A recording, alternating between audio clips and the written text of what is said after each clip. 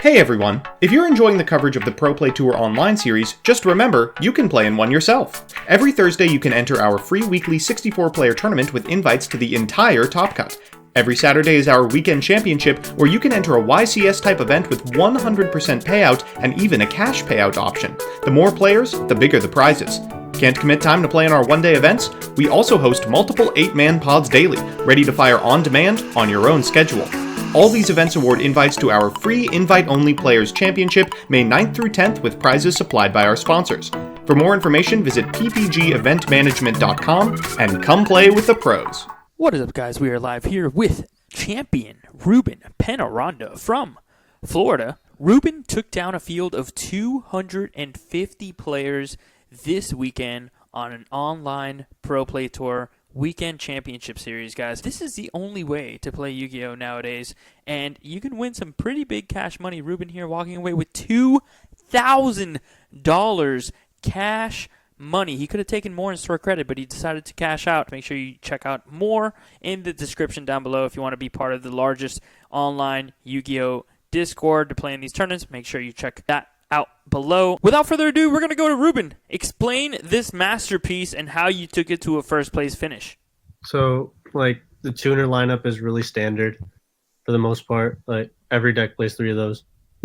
Then there's the 2 block dragon and then 1 foolish and the spawn traps. Those are just access to just get your engine started.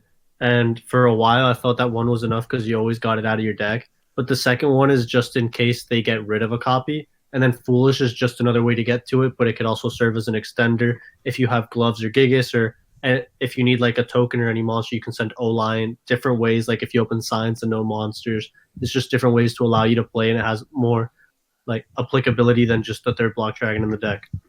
Then obviously you have the 1 gloves and 2 Gigas that go along with it. We decided last minute to cut the engine even smaller because when you have your bad hands in this deck, it's when you see one of those 3 cards in your hand.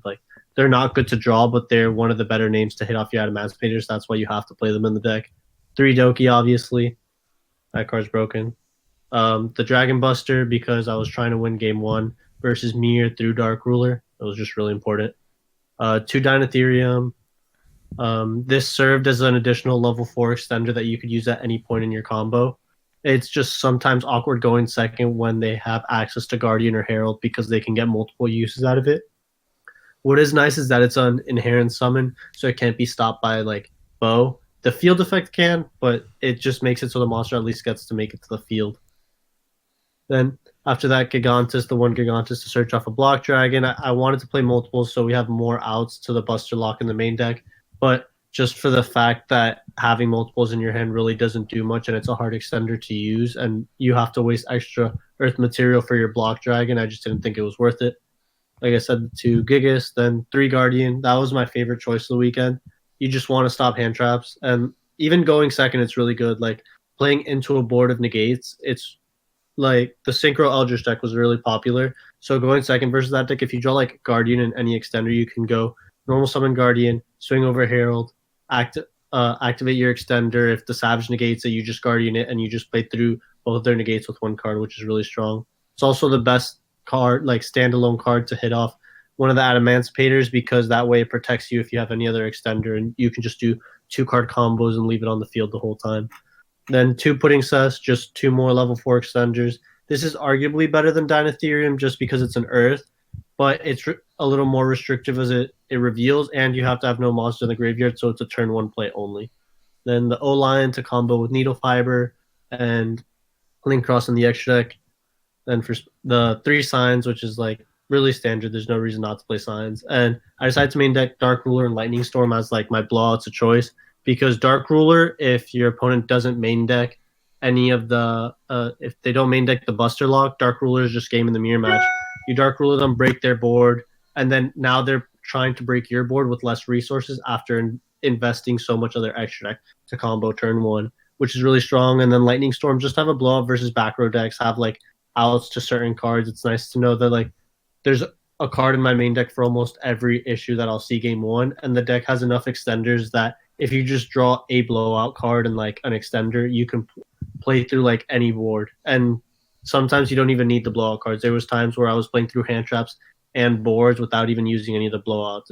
They just weren't necessary. Then, like I said, Foolish, Reborn, no reason not to play Reborn. These cards are at 1 for a reason. And then 2 of the Phantom Knight Trap. It's another level 4 extender. This one just has less restrictions than the other ones, but it's not a physical monster. So the issue is that it's not an Earth, so it doesn't really work well with Block Dragon, but it's still the best one because you don't have to commit any revealing or anything, which Bow is popular, and it's just the one you can use at any point, which is really good. The side deck, really nice. The 2 Kaijus were actually Lancias for the event. I just changed my deck list right after. Those are supposed to be Lancias. Yeah, so it's the 1 Pankratops and 2 Lancias. Those are just really good versus trap decks. Lancia's good versus Eldritch in the grind game. It's decent in the mirror match to prevent Block Dragon. Then the 3 Gammas and the Driver, it's just the best hand trap going second. It stops almost anything. Anytime I see Gamma in my hand, I feel safe for the most part. There are some times where Gamma just can't resolve because of Guardian, and that's annoying. But besides that, it's really strong. The one of Mind Control's at 1 for a reason. Card's really strong. It's good versus any taking a monster, forcing a negate. It for ones, and if it resolves, it's just really good, especially if your opponent Link monster, when you Mind Control it, you can just go into Link Cross and use the tokens to Synchro Summon. It's really good. 2 Twin Twister just to help versus back row decks. Twin Twister is basically Lightning Storm versus the pure Eldritch deck. In my opinion, it's have copies of it. The only difference is that you go -1 if they Judgment it, but at that point you can just still activate another one or Lightning Storm. Then the going first cards, the 3 Pointer and Order. I just wanted ways to beat Sphere Mode with a Pointer, and Order's just Order. You want it versus just any random matchups. If you open Order with combo, you shouldn't lose the game. And then obviously Reboot, the best card going second versus back row decks. If you draw, you should win. Then the extra deck's pretty standard. You play Dragite, Raptite, Savage, and Herald. And then the new addition with the new cards being legal was the Metal Marcher. That and the Link Cross were the 2 new additions to the extra deck that I changed from before. I had a Link Spider and a Boral Sword, but those cards just weren't necessary. They were extra. So it was just easy to find the room. Then obviously the 2 rank 4s and Dweller and Granite. Granite's your go-to. There's no reason why they should have made this card generic and be able to search Dragon and stuff. You can also search Researcher.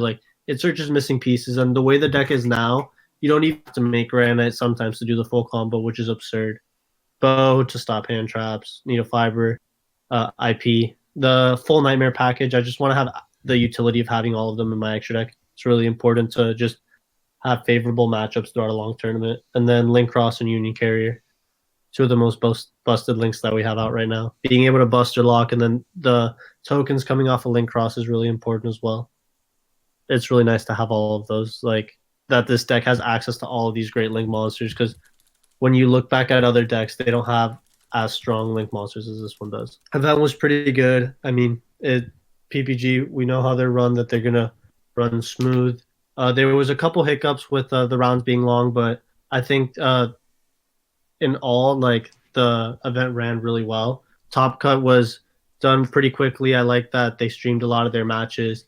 They were a little behind early on judges because I think they got more attendance than they expected, which is also really good. It's amazing to be able to win cash and stuff like that from tournaments. Shoutouts to Kamal and Hani. They are the ones that tested the most with me, and we created the deck together. Me and Kamal played the same deck. He just lost the roll to the mirror in top 8. Nothing he can do. Shoutouts to Daily Grind, my team. That's pretty much it.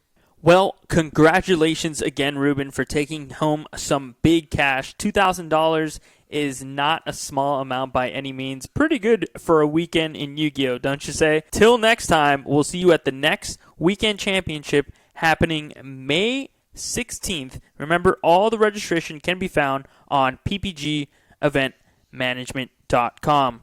Thank you guys. Until next time, stay safe.